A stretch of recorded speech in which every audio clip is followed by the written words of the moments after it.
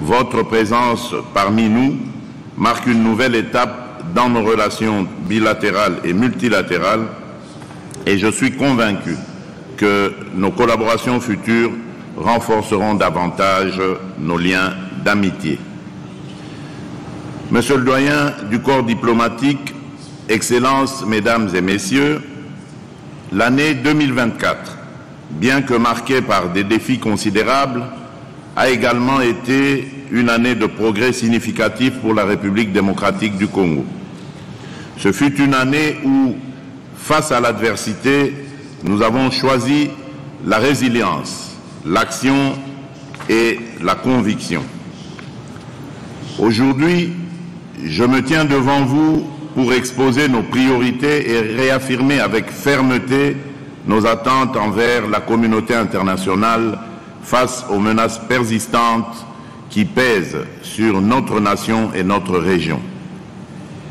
Excellences, Mesdames et Messieurs, 2024 avait débuté sous le signe de la confirmation de ma victoire et de celle de la coalition politique que j'ai conduite, l'Union sacrée de la nation, lors des élections générales de décembre 2023.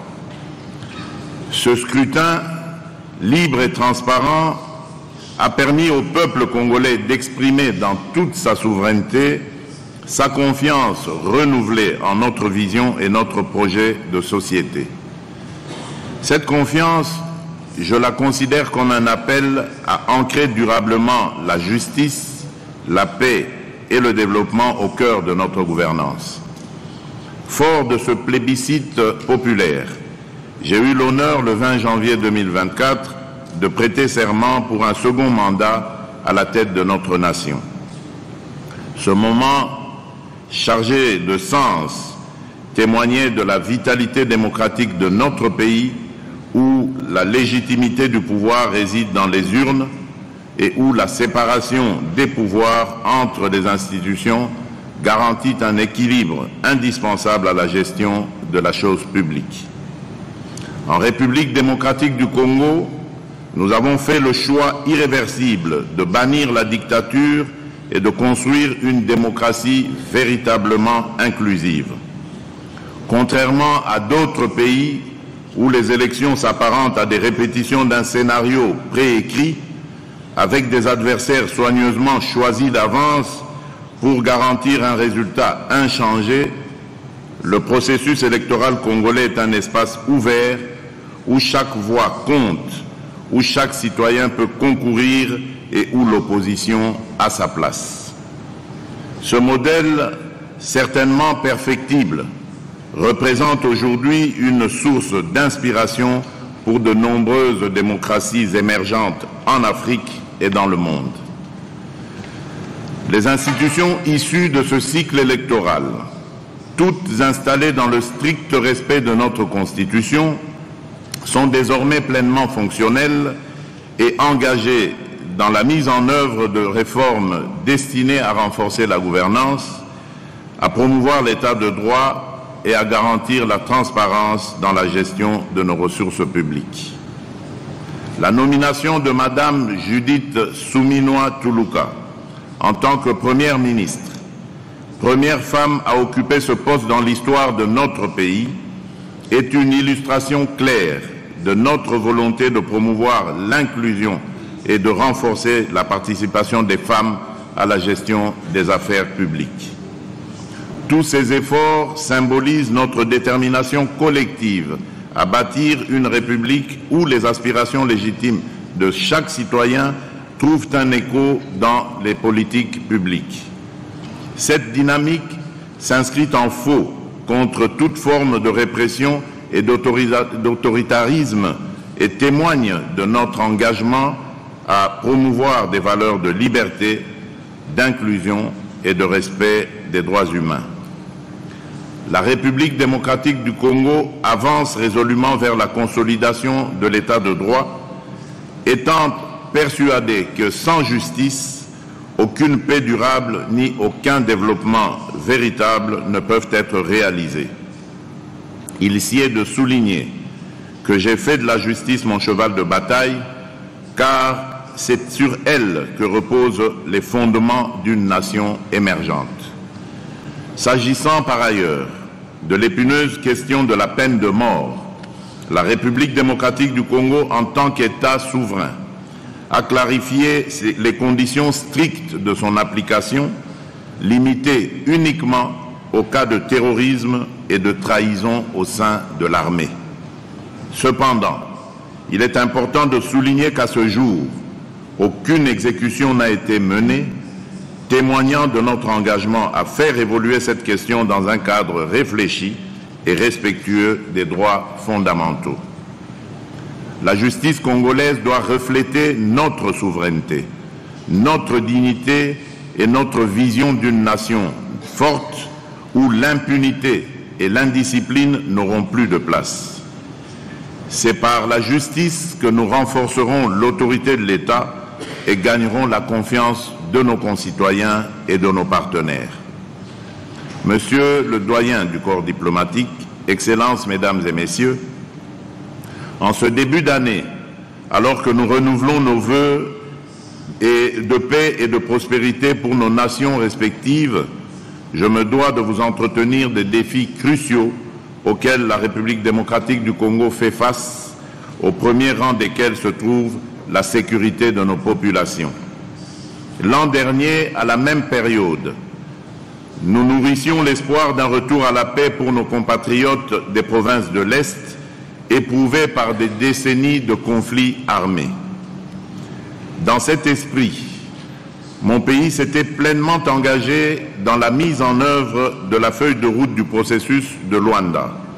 Ce cadre de dialogue, conçu pour restaurer la confiance entre la République démocratique du Congo et le Rwanda, visant à désamorcer la crise sécuritaire et à prévenir une escalade régionale. Cependant, en dépit de notre bonne foi et de notre volonté inébranlable de privilégier la voie diplomatique, la situation sécuritaire à l'Est s'est gravement détériorée. Des groupes armés, notamment le M23, soutenus directement par le Rwanda, continuent de semer la terreur dans les provinces du Nord Kivu, du Sud Kivu et de l'Ituri, forçant des millions de personnes à fuir leur foyer pour s'entasser dans des camps de réfugiés. Le rapport accablant des experts des Nations Unies, publié en décembre 2024, a confirmé ce que nous dénonçons depuis des années. Il établit, preuve à l'appui, la présence de milliers de soldats rwandais sur notre territoire, leur soutien politique, logistique et militaire au M23, ainsi que leur implication dans l'exploitation illégale de nos ressources naturelles. Ces actes, qui constituent une violation flagrante de notre souveraineté, ont des conséquences humanitaires désastreuses. En 2024, plus de 650 civils ont été tués dans des attaques perpétrées par des groupes armés soutenus par le Rwanda. Des milliers d'autres ont été blessés ou portés disparus. La crise des déplacés internes s'est aggravée avec plus de 6 millions de personnes contraintes de quitter leur foyer et vivant dans des conditions précaires dans des camps surpeuplés. Dans les zones sous contrôle du M23, des administrations parallèles, à la fois administratives et coutumières, ont été instaurées de manière illégitime, imposant un régime répressif qui exploite les populations locales et sape gravement l'autorité de l'État. Ces pratiques inacceptables constituent bien plus qu'une tentative de légitimer l'illégalité. Elles s'inscrivent dans une stratégie délibérée visant à affaiblir notre nation tout en mettant en place un système dangereux d'épuration ethnique aux conséquences humaines et sociales désastreuses. Grâce à la médiation du président angolais, son Excellence M. João Lourenço, un cessez-le-feu avait été conclu dans le cadre du processus de Luanda et devait entrer en vigueur début août. La République démocratique du Congo s'y était engagée de manière sincère, espérant qu'il marquerait le début d'une paix durable. Mais, à notre grand regret, cet accord a été maintes fois violé par le Rwanda, qui, par le biais du groupe terroriste M23, continue impunément d'attenter à notre souveraineté nationale.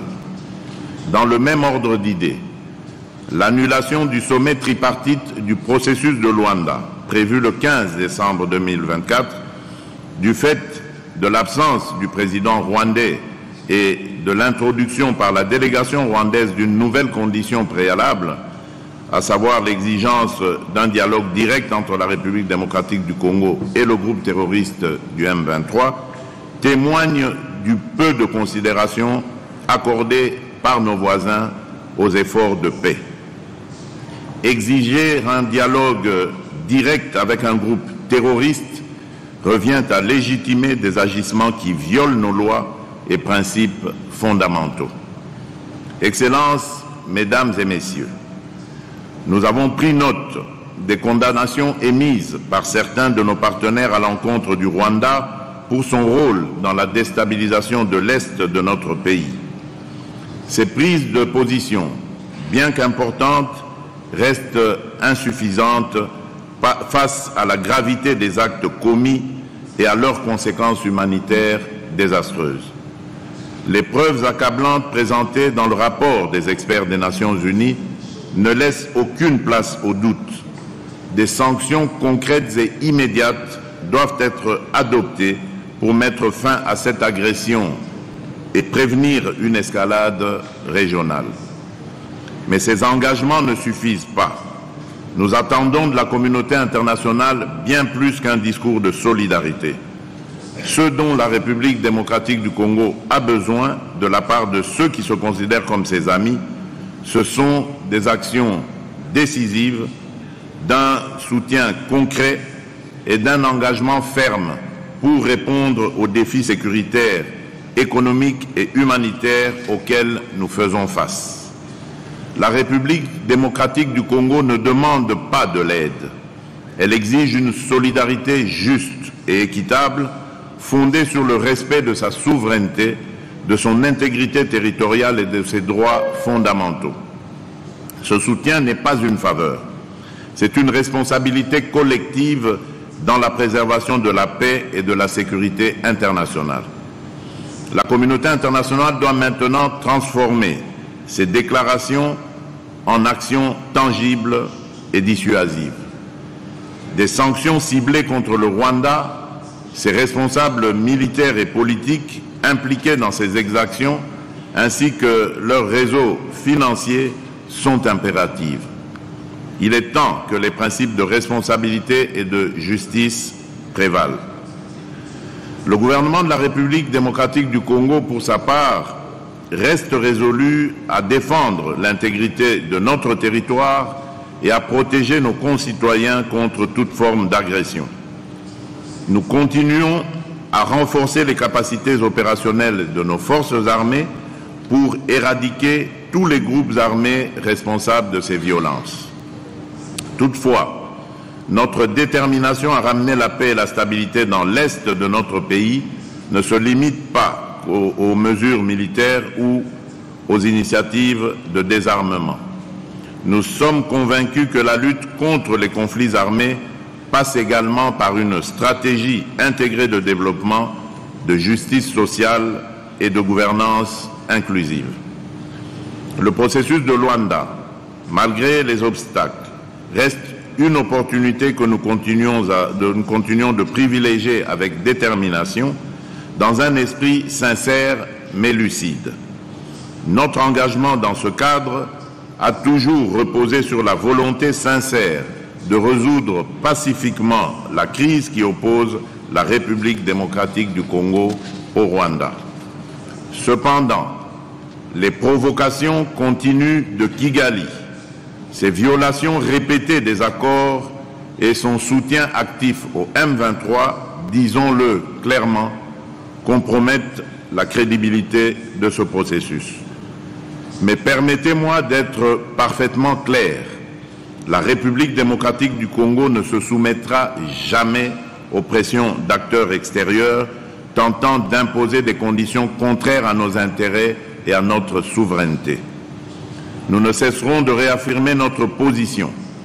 Le dialogue avec un groupe terroriste comme le M23 est une ligne rouge que nous ne franchirons jamais. Toute tentative de normaliser ou de légitimer ces criminels constitue une insulte à la mémoire des victimes et un affront aux principes fondamentaux du droit international. Dans ce contexte, je salue le rôle crucial joué par la mission de la Communauté de développement d'Afrique australe, la SADC, en République démocratique du Congo par la SAMI DRC. Le renouvellement de son mandat en 2024 a été un signal fort de solidarité régionale face à la menace posée par les groupes armés. La SAMI DRC, par son appui aux forces de la République démocratique du Congo, continue de jouer un rôle essentiel dans la stabilisation des provinces affectées. Ce partenariat, fondé sur la confiance et le respect mutuel, est un exemple concret de l'efficacité de la coopération régionale pour faire face aux défis sécuritaires. Nous devons cependant aller au-delà de ces efforts. La lutte contre les groupes armés ne peut être pleinement efficace sans s'attaquer aux racines économiques des conflits.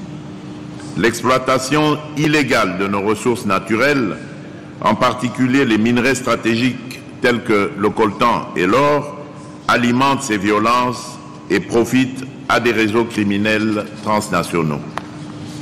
En 2024, nous avons intensifié nos efforts pour renforcer la traçabilité de nos minerais avec le soutien de partenaires internationaux.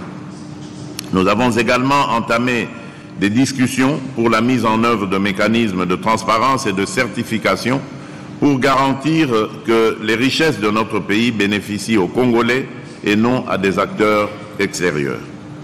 Ces initiatives, bien que prometteuses, nécessitent un engagement global pour tarir les sources de financement des groupes armés et renforcer la gouvernance dans le secteur des ressources naturelles.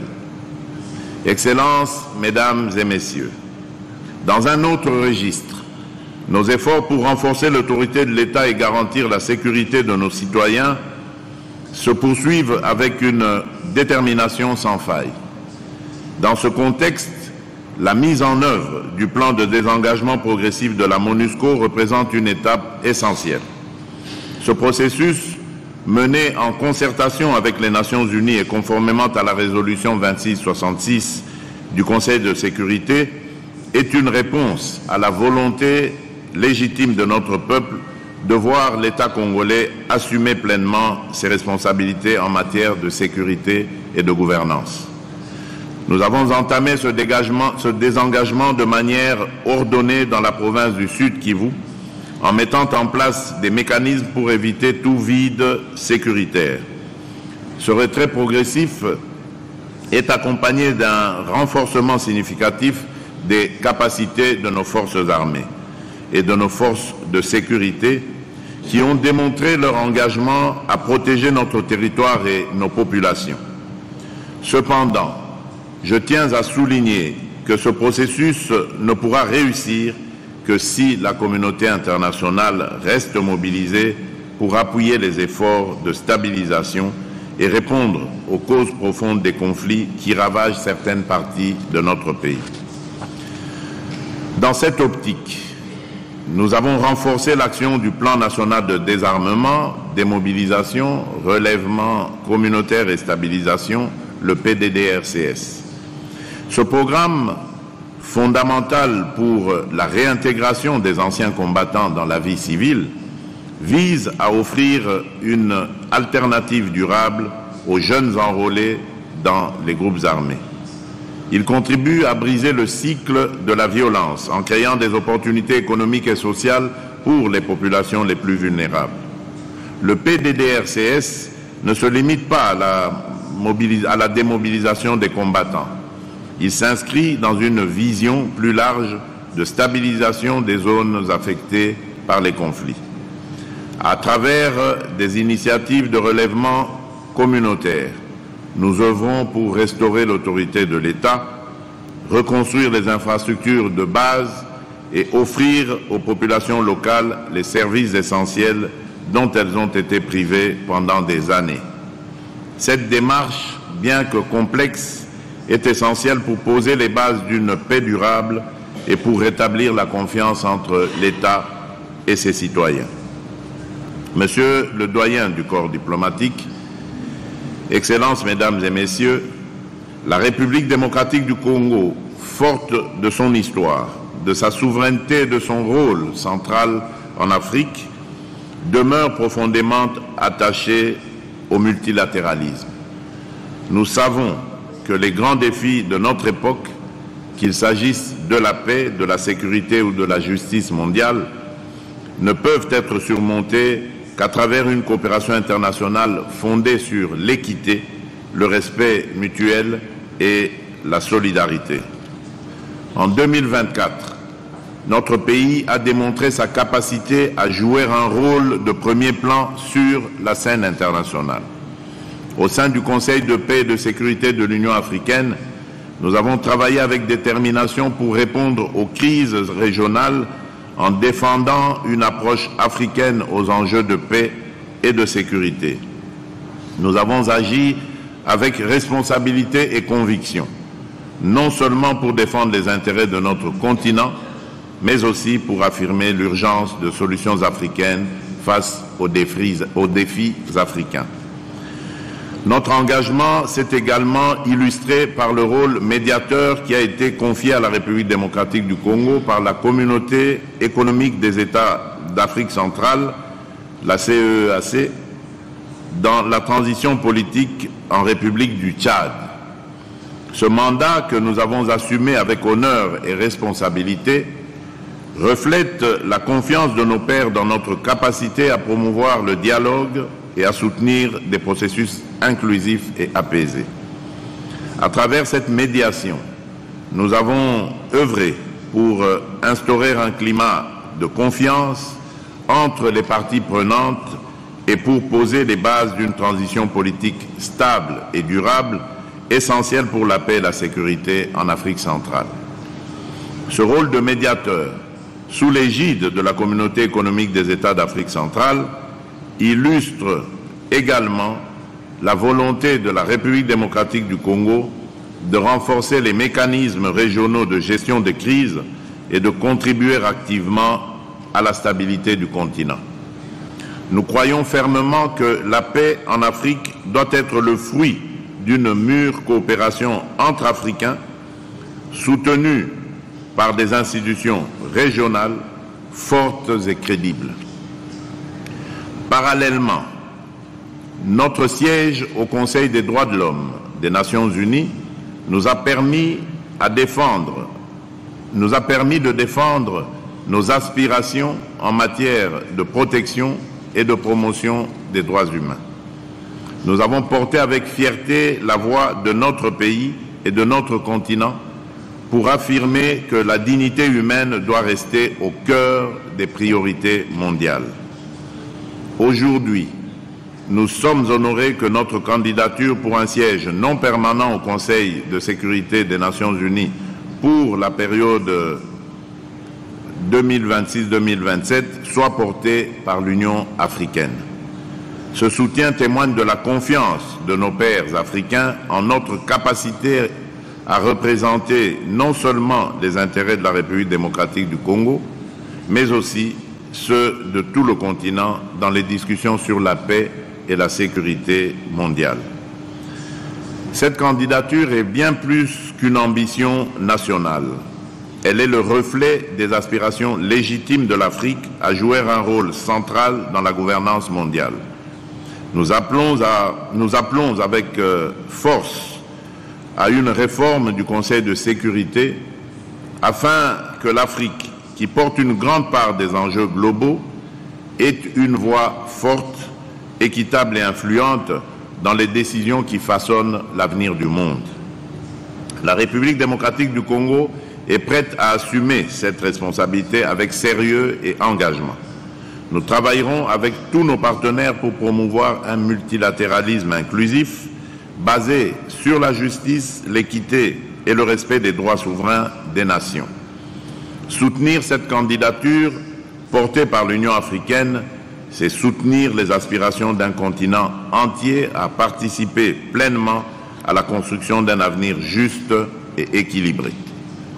Monsieur le doyen du corps diplomatique, Excellences, Mesdames et Messieurs, alors que nous affirmons notre engagement à défendre les intérêts du continent sur la scène internationale, il est essentiel de souligner que cet engagement s'appuie sur des bases solides et crédibles.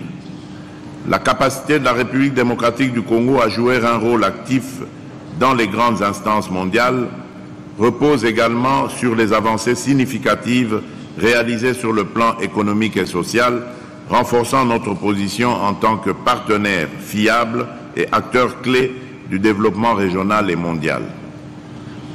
La situation économique de notre pays continue d'enregistrer des progrès notables.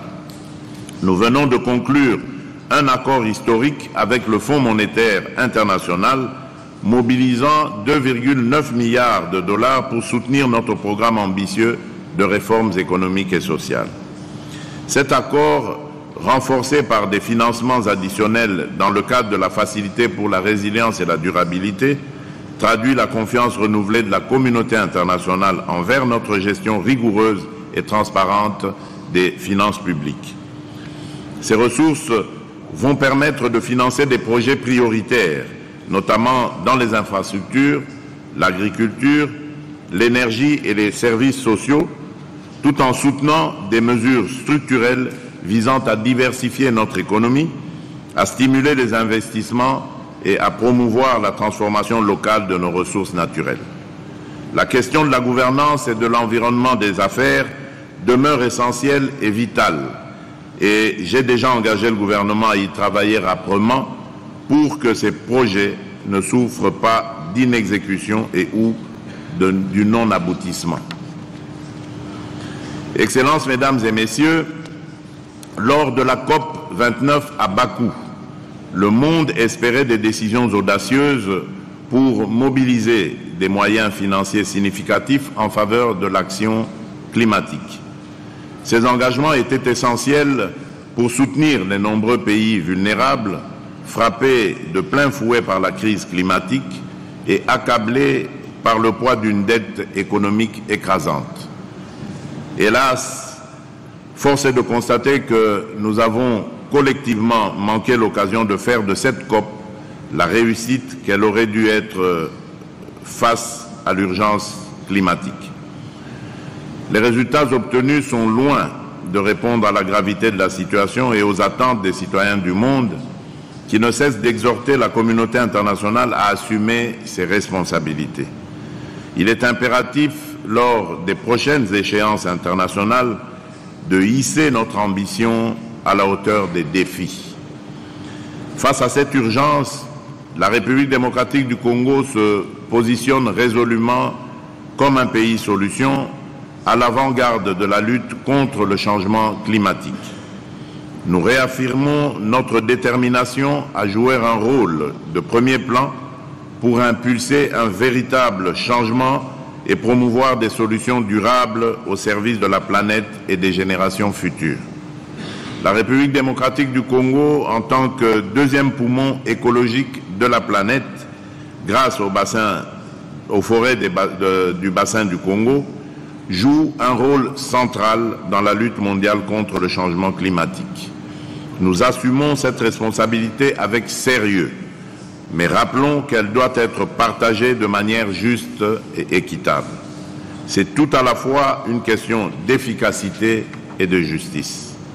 Nous affirmons avec conviction que les efforts de préservation de l'environnement ne doivent pas se faire au détriment du développement de nos populations. Nous appelons à des équitables, basés sur une rétribution adéquate pour les services inestimables que nos écosystèmes rendent à l'humanité. Dans cette optique, le lancement du couloir vert Kivu-Kinshasa reflète notre vision d'un développement durable et inclusif.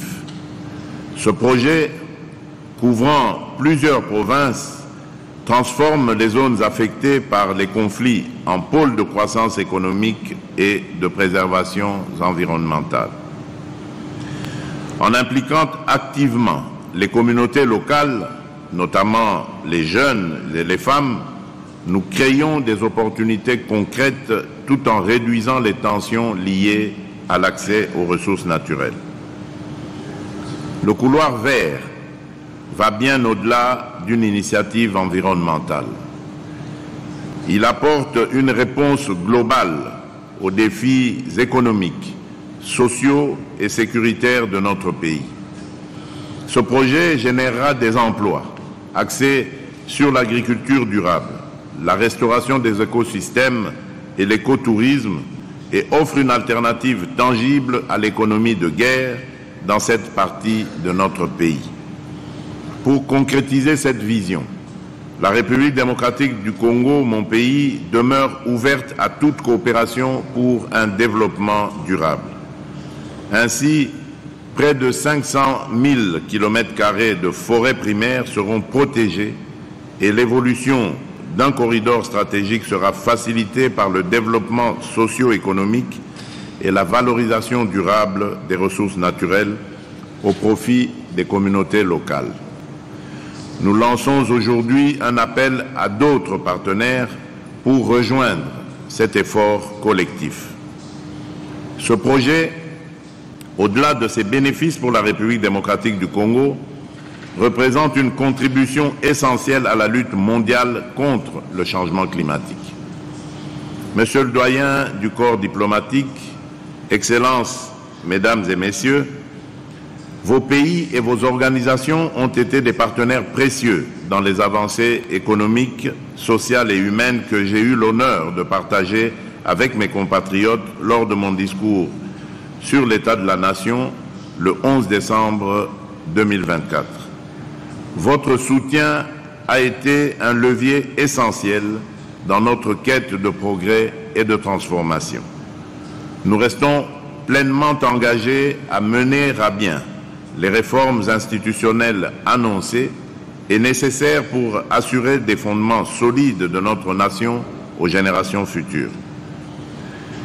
L'objectif est clair: renforcer la transparence et améliorer l'efficacité de nos services publics afin de mieux servir chaque Congolais et de consolider la confiance de notre peuple dans ces institutions.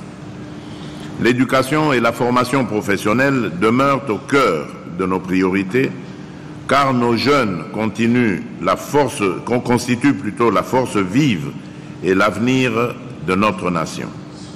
Nous développons des programmes spécifiques pour encourager l'entrepreneuriat et l'innovation, en leur offrant les moyens de contribuer activement au développement de notre pays.